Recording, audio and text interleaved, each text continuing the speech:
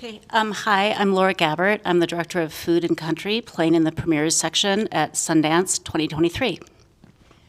I'm Ruth Reichel. I'm a longtime food writer, and I was lucky enough to have Laura as the director of this film, which we sort of worked on during COVID. The system is broken because the way that we produce food in this country, and first of all, we don't grow much food, we grow mostly commodities. So we are not a country that could feed itself in a real crisis. It is broken because the way we produce food is destroying the land, destroying the air, is a brutal system, destroying people. It has destroyed rural America, and most importantly, it is destroying our health. 6 in 10 Americans have chronic diseases that are food-related, and that all comes back to the way we produce food. The thing is that if you really calculate the real costs, it's not cheap. But, if you go to the grocery store, our food, the idea that you could sell pork for 50 cents to $1 a pound, when you look at that and you think about, what it takes to raise a pig, you have to look at that and think, there's something wrong with that. And the something wrong is making us ill.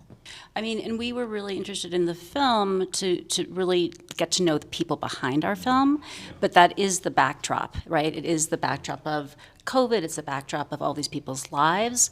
And what Ruth really did in the film as a reporter was try to talk to people who are really going through this and really see how they're struggling and how they innovate and how they try to pivot, because we felt like people would want to understand more about how broken our system is if they could get to know the real people. It was really important to both of us that this not be a preachy film, that the stories are really human. You are really meeting the producers and seeing their struggles. And COVID was a great time to actually produce this because, there was a real worry that farmers would fail. As restaurants were closing, that farmers wouldn't have a market. And, it was a perfect time to actually call people up and say, so, what's going on in your lives right now? I don't think things are changing. I think there are, they're individual, anecdotally, there are changes, right? But I think people are mostly going back to business as usual in the restaurant business.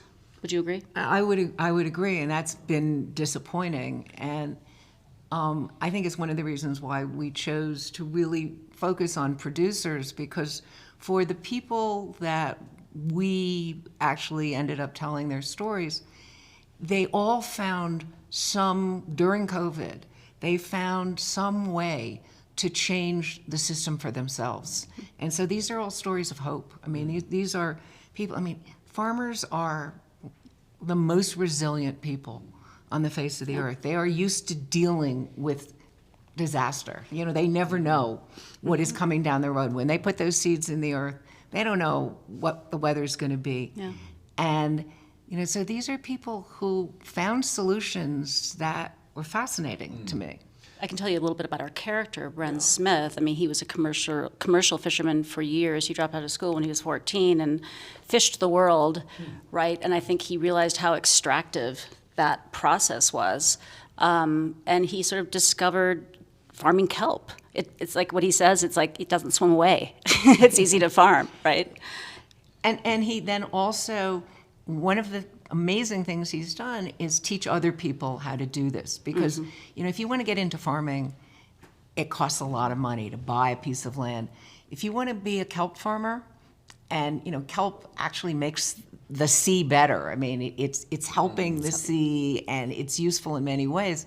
But you can lease a piece of the ocean from any coastal state for a very modest amount of money. So yeah, he says that you can get up and running as a farmer, as an ocean farmer, everything including the boat and the equipment for $20,000. That's nothing compared to, buying land and starting a farm and, equipment. So it's this accessible way people can farm, and he trains all these people who are sick of what they're doing and they want to do something else and have more autonomy and more agency, and they like being on the water. It's really kind of beautiful. It's beautiful, and I actually, I didn't get to go to most of the farms because of COVID, but Bren actually farms the ocean near where I live. And I went out on a boat with him one day, and I absolutely understand why he loves it. It was so peaceful. There's no better way to launch a film and create excitement about it, and there's nothing like a premiere at Sundance, just the energy and goodwill and excitement. And we're so lucky because all of our subjects, all of our farmers, ranchers, fishermen, chefs are going to be here with us at the premiere, and it's the first time they're seeing it. So yeah, and this has just always been, it's a great market for documentaries. And I know this year is everyone's a little bit uneasy and unsure about what it looks like, but you just can't hope for anything better than to premiere here.